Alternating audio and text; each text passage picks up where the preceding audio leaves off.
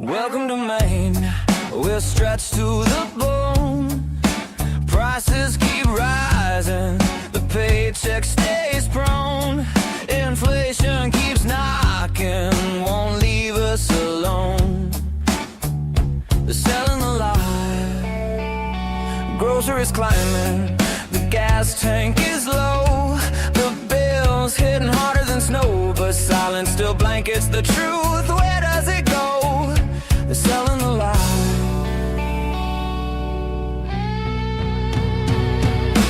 Housing is gridlocked from Portland to the county. Workers commute far past what feels soundly. Talk of solution comes yearly, not loudly. They're selling the lie. They're selling the lie. Say every voice counts, but watch who gets lifted. Some stories vanish, some get the spotlight shifted. Depends on what trends and what keeps them gifted. They're selling the lie.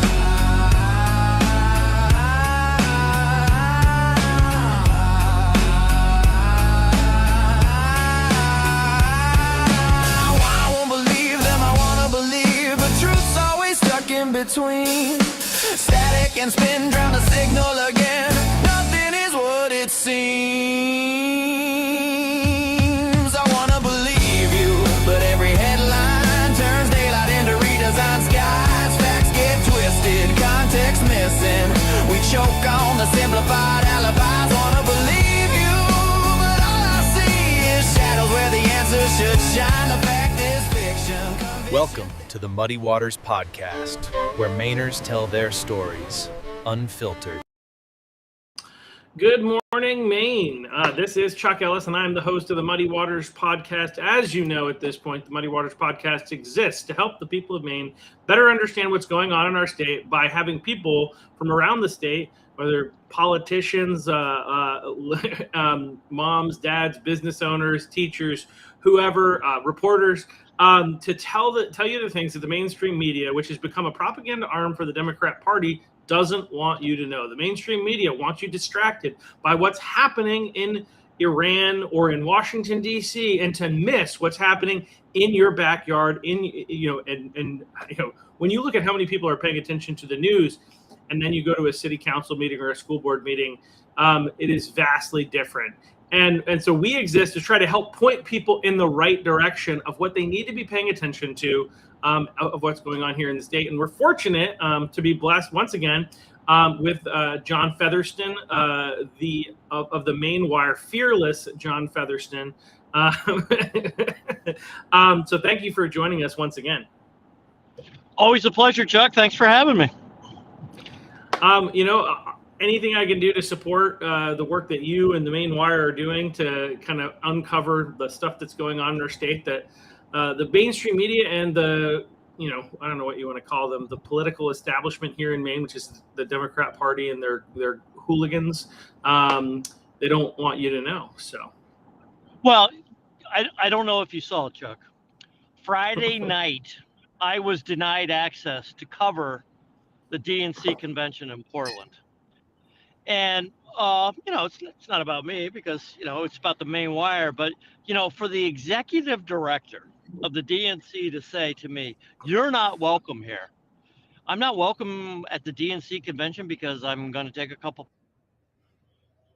pictures and write facts.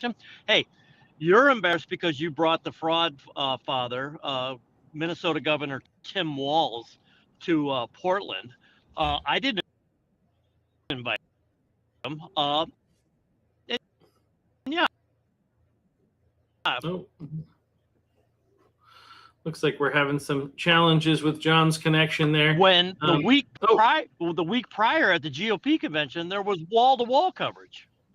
Oh, what happened? Oh, yeah, you had a little connection issue. It looks like you're back. Can you hear me? All right. Well, every now and then, John is always out and about doing different things. So unfortunately, we don't get him in studio. But and so sometimes we have to struggle with connection issues. Looks like he is coming back in. See, they're trying to shut me out again, Chuck. That's right. They are attached to technology. They're trying to keep you quiet. But so you were denied access because, as you were saying, that the number one fraudster, essentially, Tim Walz, was in town. Tim Walz, yeah. The fraud father, as I call him. Yeah, he's the fraud There we father. But so they don't want coverage. They didn't want coverage. We at the Maine Wire, we take it happening. The GOP convention the week prior up in Augusta, all the major media was there. Even some national media was there. You would be very hard pressed to find any coverage of the DNC convention in Portland this past week from, the mainstream media. And it begs the question, why? Why? They don't want a picture of Graham Platner with Tim Walz? And I think the short answer is no, they don't want a picture of Graham Platner with Tim Walz because, Platner's campaign is going to implode on its own legs eventually because there's rumors of another hit piece coming out on him. I think Walz was brought initially to Portland to prop up the Mills campaign. And when Mills quit on Thursday and then the convention was on Friday, I think they just had to ride it through. But the mainstream media doesn't want the truth out there. And as you and I were talking off camera before this podcast started, last night I was in Portland at Rowe Elementary School, where there was a bipartisan debate. And, I've got to give kudos to the elementary school, and I will even give kudos to the Portland public schools. This was a debate moderated by the students. And it might have been the best debate I've been to other than the Maine Wire debate that I've been to this year. The students did an excellent job.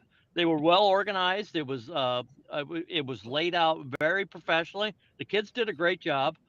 2 Republican candidates were there. Let's see, 2, 4, 6 Democrats and 3 independents were there. But, it touched on education, which if you listen to Shanna Bellows or Dr. Shaw or a little bit even Troy Jackson, the reason why Maine is in the bottom 40 of education standards in the country, it's all Donald Trump's fault. It's all Donald Trump's fault, which I don't agree with. I think it's Janet Mills' fault and the Mills administration's fault but it was the classic divide between Democrats think that more money will make education better, and Republicans say that more money in your pocket and you raising your family will make education better. Who's right? Who's wrong? I mean, I have my strong opinions, but education has taken a nosedive in the state of Maine, and it should be a topic. And it's nice to see that it was a gubernatorial issue, and nice to see that the Portland schools were highlighting it. The Portland schools will tell you that their diversity is their strength. There were a couple of views last night saying that, the diversity has actually made it harder for education to be done in Portland. Once again, who's right, who's wrong. But, you've been active, in the local politics with, the school budgets and the city councils, Chuck. So I'm interested to hear your thoughts. Yeah, well, I did something that I don't like to do. I mean, I think people have this assumption about me, partly because I do a podcast that I love to be in front of people speaking, and that's actually the exact opposite. The podcast world is actually quite easy. I see you, I hear from other people, but I don't see all the people that I'm necessarily speaking to. So it's a much easier medium to be able to speak at. But last night I actually went to a city council meeting because we have to go to these things, and they were voting on the school budget. What's interesting is it's so hard to all the different levels of information that you need to be educated on and keep up on. And school and local stuff is actually one of the more challenging. They claim that everything's transparent. You can find everything. And they have a 535-page document. A 535-page document. And this is not the easy reading, easy to digest kind of reading material that people, like to read in their spare time. And so it's a very difficult budget to understand. In fact, Stephen Scharf, who is like an expert in the Portland budget, basically said that it is formatted in such a way that is designed. He didn't say it exactly like this, but it's like it doesn't make any sense. It's hard to actually understand what the heck is going on. And it seems to me that it's designed in such a way to keep people confused so that they can keep browbeating you and tell you to trust the experts. And, again, I am pro-education. This is how I started when I spoke yesterday. I said I'm pro-student, I'm pro-education, but I'm not pro spending money for no good reason. And Westbrook schools in particular, where I live, they're ranked like 80. Like I think the middle schools ranked 81st out of 91 schools. And the state is like in the bottom of the country, right? And so, and to your point, how you can't blame Donald Trump for the fact that Maine is failing over against the rest of the country, right? That doesn't make any sense. But that's the claim that those people tried to make. This is a local problem, and what's interesting, there are a couple of factors. It seems like there's a game to be played trying to get kids designated as special ed, because then they can use this argument that then now we're mandated, they'll say, to have more special ed teachers, and we're mandated to have more administration, more superintendents, in order to be able to cover the cost of the administration that's necessary to handle all the different IEPs and this, that, and the other thing. And so it seems like there's an effort to get as many people as is humanly possible, in the special ed category in order to be able to justify the increases that they want to do in spending. That it's hard for me to come to a different conclusion after doing the research. Maybe I'm wrong. I do not claim to be an expert in this type of stuff. However, it is telling that in Maine, or in Westbrook in particular, you're at 27% of the student population is classified as special ed, which is above the state average, which is almost 21%, 20.5%. Of the population of the state of Maine is identified as special ed, and nationally it's like 30, somewhere between 13 and 15%. So why the substantially higher rate? And I think a big part of it is it seems like they're trying to get more money for funding, and they know that they already have a lot of heartstrings to pull on individual people and say, well, don't you care about our children? Don't you care about education? And so on top of that, to say, well, don't you care about our teachers? Don't you care? Yep, we do. Yep.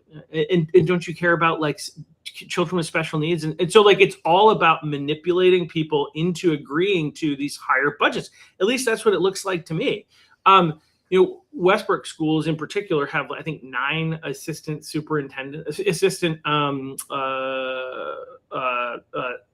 what are they? Principals. And then there are all kinds of ed techs and all kinds of positions. And so they keep saying we're cutting. But yeah, to your point, your overall point, which you asked, right, was costs, right? What more money doesn't create a better education system, because we continually spend more and more and more money, especially in Westbrook, but in general in Maine, and we're getting worse results. So money is not the problem. In fact, one of the problems that I identified, there are 2 things, and you identified one of them. There are 2 things that lead to a successful child's education, lead children to be successful, I should say. The most important, by far the most important, is parental engagement and involvement. And one question I ask is, what are the schools doing to help encourage parents to be more engaged and more involved? That's question number 1. I don't see a lot is what, from my perspective. The second thing is teachers, quality teachers. And that means that if we're going to be spending a bunch of money on education, that money should be going to the teachers. The problem is we have our teachers in the state of Maine are ranked somewhere around 40th in the nation in terms of how much they get paid. But the cost of living in Maine is substantially higher than other places. And so we're not spending the money where we should be spending the money if we are spending money, right? And I think there's an argument for if the results keep going down, I think it's time to stop increasing spending and ask what needs to happen in order to fix the outcomes.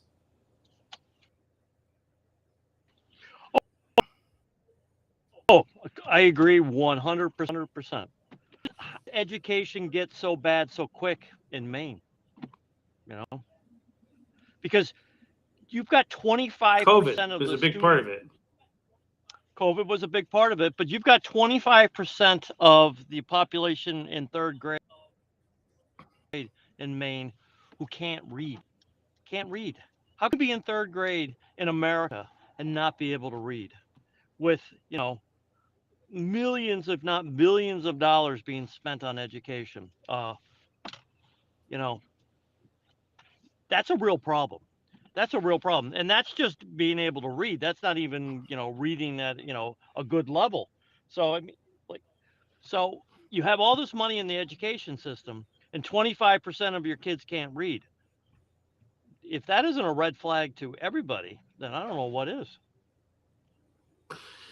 Yeah, I mean, there's reading proficiency. There's also, math and science. There were some statistics shared the other night by, at the school board meeting by one of the other Westbrook residents that indicated that, like Westbrook in particular, but this is a main problem, that we're well below, where other states are, and we're doing very, very poor. I'd never heard anybody mention science before, so I thought that one was interesting. But I think I think he was referencing North Carolina because he's from North Carolina, and he had previously commented at a school board meeting, and they were like, well, this is different. Things are different in North Carolina. And he's like, okay, well, let's see how we're performing over against North Carolina. So he brought some statistics, and we're doing very poorly in science compared to a place like North Carolina. And ultimately, again, Maine used to be one of the best in the nation, and that we started to fall back in the 90s. But the reality is, we went from being in the top 20 states when Mills became governor to being in the bottom 5. Really, it seems Bottom like 5, from yeah. everything that I can see, we're in the bottom 5, and so that is the direct result of the administration here in the state, but also how administrators, these superintendents, it's interesting. A lot of Republicans and a lot of conservatives are concerned about activist teachers. You're pointed at the wrong target. It's activist administration. That's where the issue is. They're the ones that are guiding and directing. They're the ones that are basically, even though the superintendent reports directly to the school board, right? They are the employee of the school board, and yet they run the school boards. This is a problem. You see that often, yeah. You see that often. That's and they allow activist teachers to push propaganda in the classrooms. Absolutely. Yeah. That is the problem. Yes. It is an administration problem. And some school districts have, a plethora of assistant vice presidents or principals or deans. And it really begs the question, how does that affect reading or writing and arithmetic? And it doesn't. You had said it takes great courage to go to, a city council meeting and a school committee meeting, and it does. But I do it for a living. I cover these meetings. And I have just been struck by the tone in Maine, is that I hear a lot of talk about, ICE. I hear a lot of talk about, flags in the classroom. I hear a lot of talk about chest binders. I don't hear any talk about the basics, reading, writing, and arithmetic. And that's why Maine has fallen, from the top 5 to the bottom 5 in, education in the country, because they're not your people in charge of creating the curriculum for your children aren't talking about education. They're talking about social programs. And, here's the reality. And bringing new Mainers into the community, it does put stress on school systems. It takes twice as long. 100%. Yeah, I mean, again, we talked about this last week. I think it was last week anyway. That obviously nothing against children who come here. That it was not their choice to come here, whether they're here legally or illegally. I have incredible amounts of compassion for the children, but there's no question that and that's an area where, I think the comment was diversity is our strength, is what the Democrats try to push. And look, I actually think that when you're trying to solve problems, diversity of thought is actually very helpful, can be helpful, right? Depending on the situation.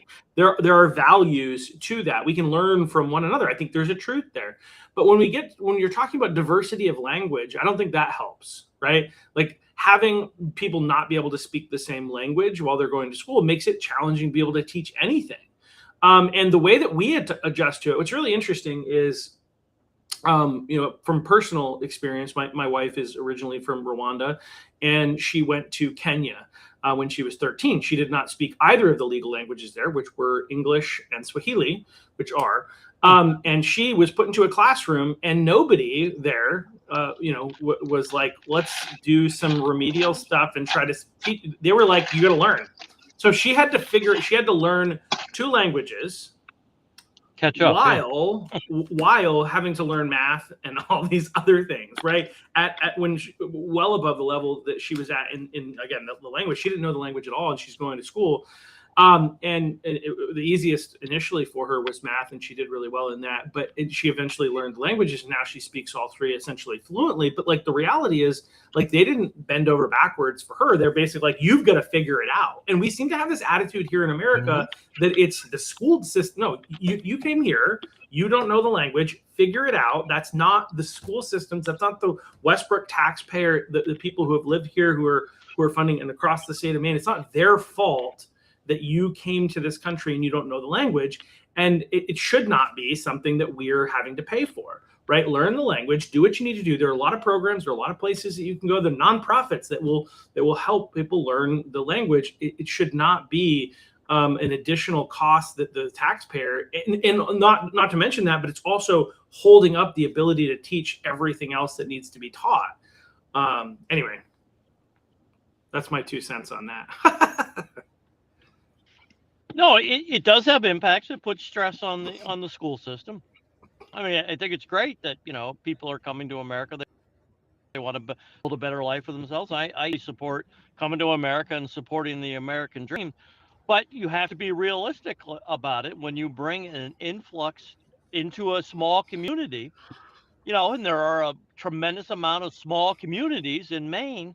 And you drop 30 kids into your school system, with a plethora of ages, you have impacts. I mean, it's just reality. It's just reality. It has nothing to do with that. It's not a talk about immigration. It's not a talk about should we be doing it. It's just to talk about the cold hard reality is that you bring in 30 people to a school system, and those 30 individuals don't speak English. It's going to impact, the way a class is taught. It's going to impact the stress level on a teacher. It's going to impact, like I was a struggling student all of my life. I struggled in math, and then one day the light bulb turned on and it went on, and I needed a little extra help with reading and stuff like that. And I look at it and go, wow, maybe I wouldn't have got that extra help if I was going to school, in 2026 in Maine, because there are different priorities. So, a kid who just needs a little extra, a hand up might not be getting that hand up in school right now because there are other priorities. And that is not how we built a great nation in this company. We used to value education. I still think we do value education. I just think that we've politicized education, rather than, making it the number one priority. As I've said on this podcast a number of times, this could be the first generation of children in America's histories who are not going to have a better future than their parents had.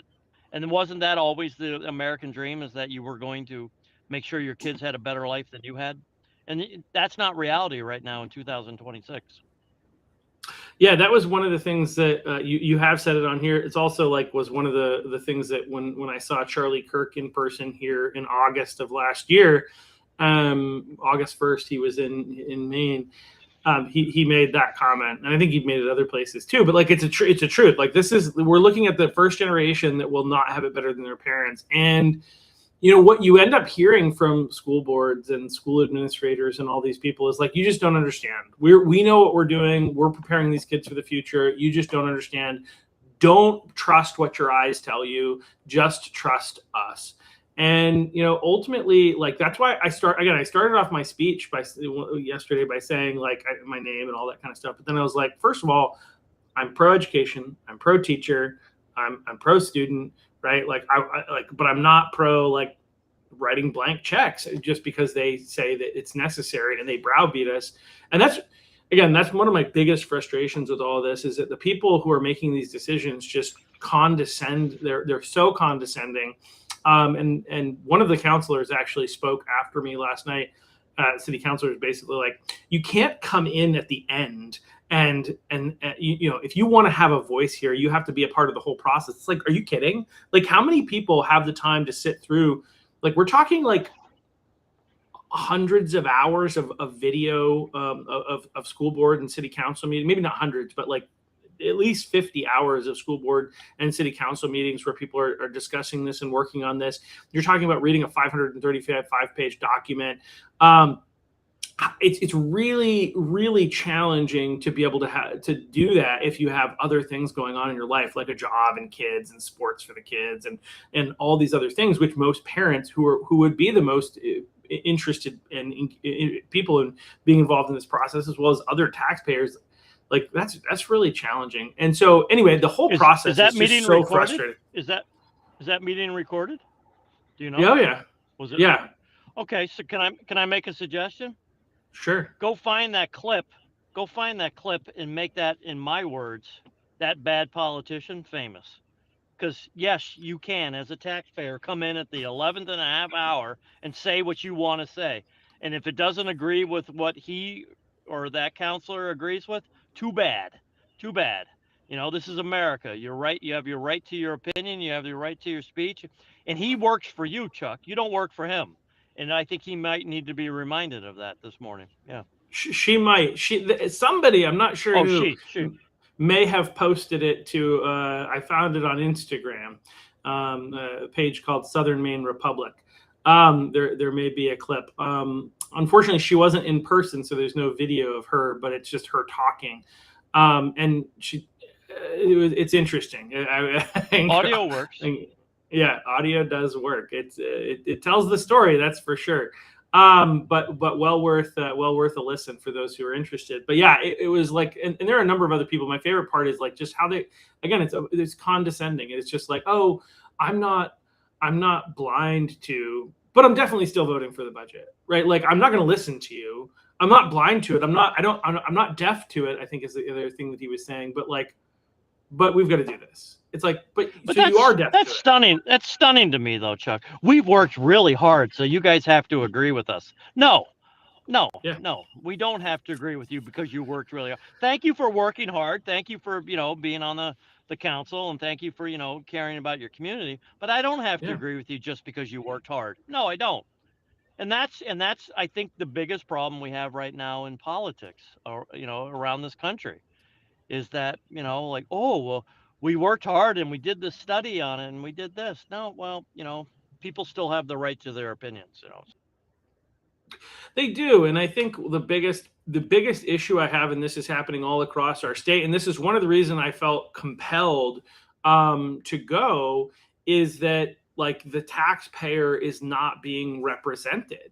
And they're not being listened to. Nobody cares about the taxpayer. It's like, oh yeah, we know it's difficult for people, but we're still going to increase the budget by like 9% or whatever the heck it is, right? Like it's this ridiculous amount. At least in Augusta, the city council said, no, we're doing a maximum 5% increase, which is generous when you consider that you're taking money away from people who are struggling, who are already having to cut back their spending other places just to be able to afford to survive, right? Because all the different costs have been going up over as a result. Did you get a 5% raise this year, Chuck?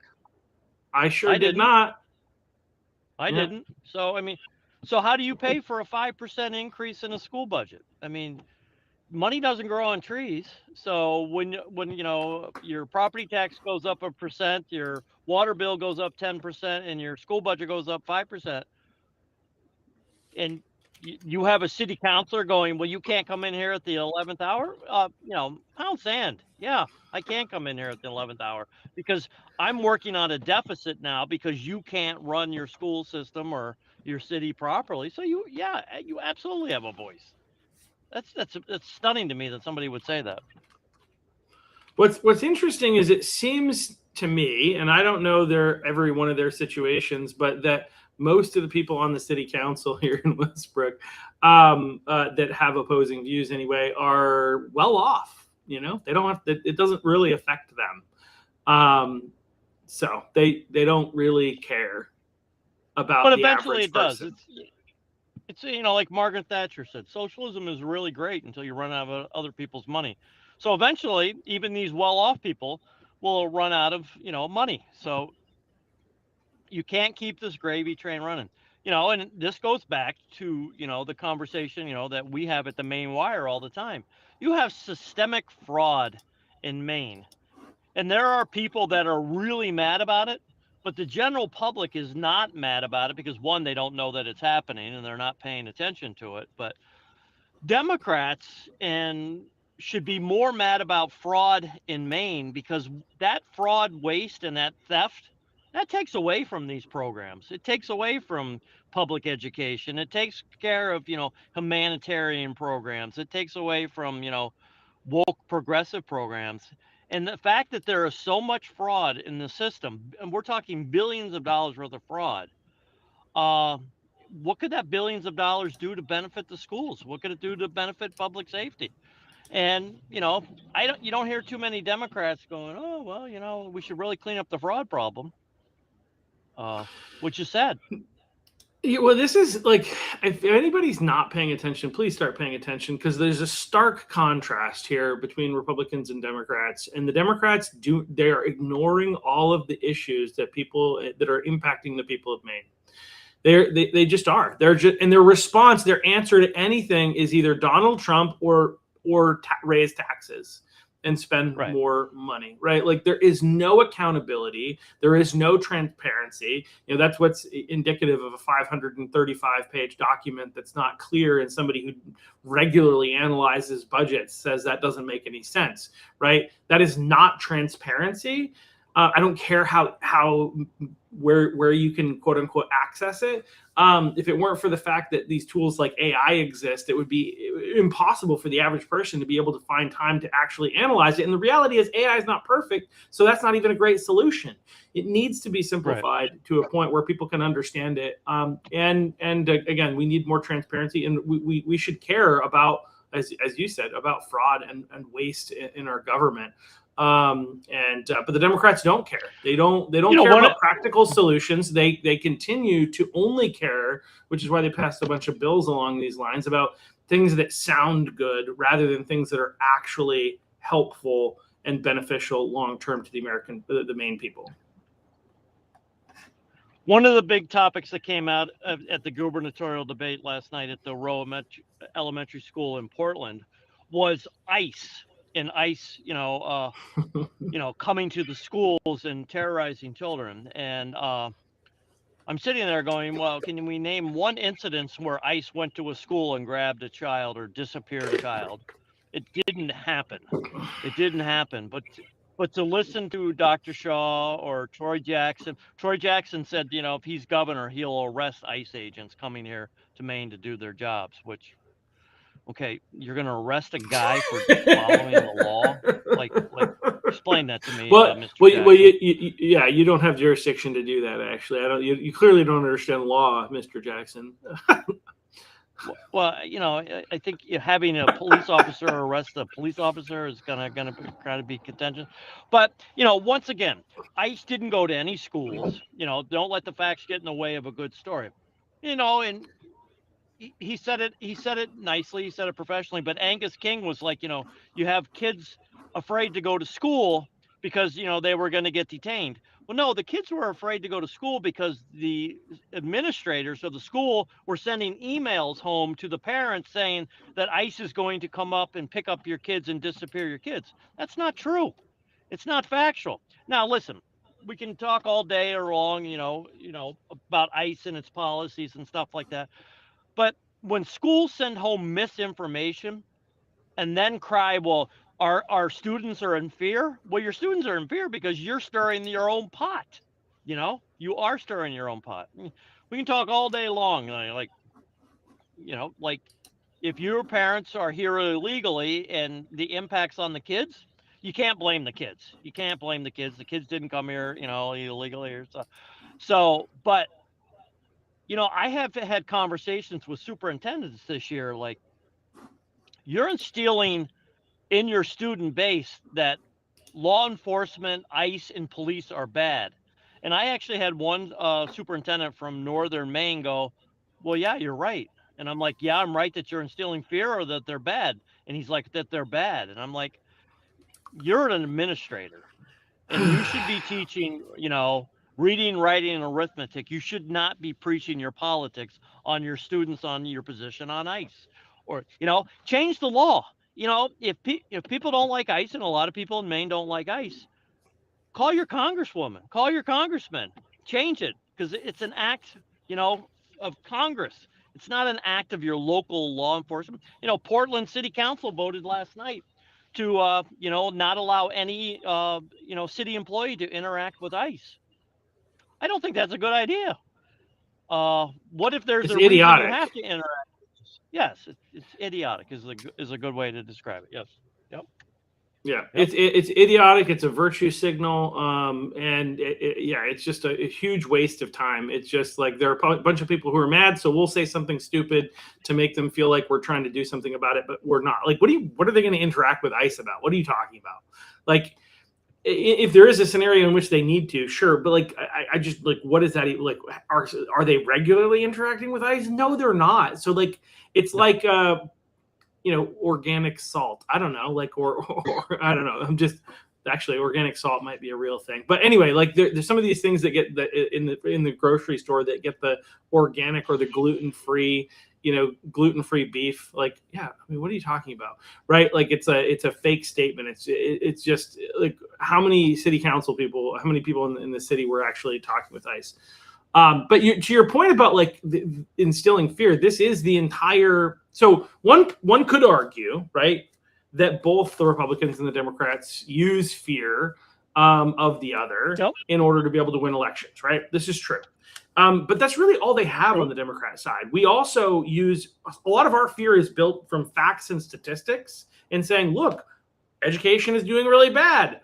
We're spending a lot of money. People are running out of money, right? Like these are real things. It is fear. We should be afraid of real things, right? But on the Democrat side, it's like fake things. It's like we want to have kids be afraid to go to school. Are you kidding? People are not. Again, they're not deporting kids. They're not obtaining kids or abducting kids in schools. It's a fear game. And when I went to see Shelley Pingree did a town hall last year or 2 years ago, maybe it was either last year or 2 years ago. I can't really. I think it was. Yeah, I honestly can't remember. But when I went to her town hall, it was the entire thing was about stoking fear. Stoking fear. And the reality, like people would say pretty crazy things. But they were all focused on making people more afraid. And like, one of the things that's interesting is like when you're talking about people from other countries, most people who are coming from other countries, I don't know what's happened here. There's two Johns in here somehow. Let me hide that one. All right.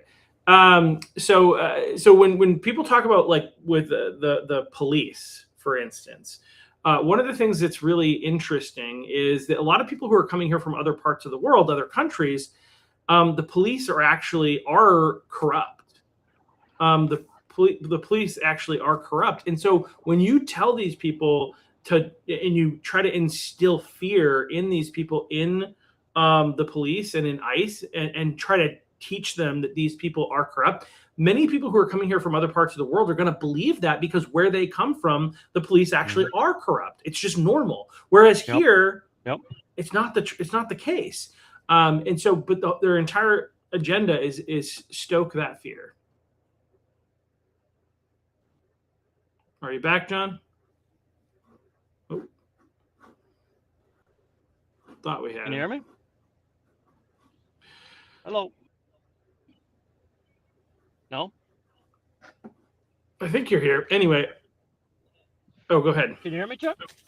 No, I was going to say, we got to get fear back. We got to go back to facts. We got to go back to statistics. But most importantly, we've really just got to go back to caring about our kids. We really do.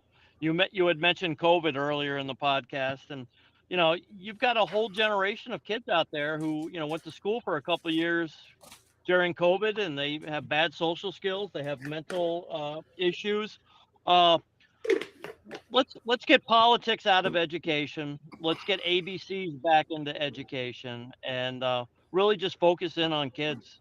You know, and it's really only going to happen from the local level. You know, local communities are really just going to have to invest. You know, I call them core values. You know, like, you know, do we care about our education? You know, it's a good way to build a community is to make sure you have the schools.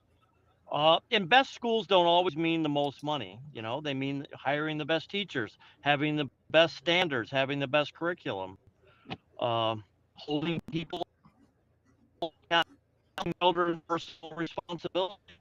You know, all of those things will make your school.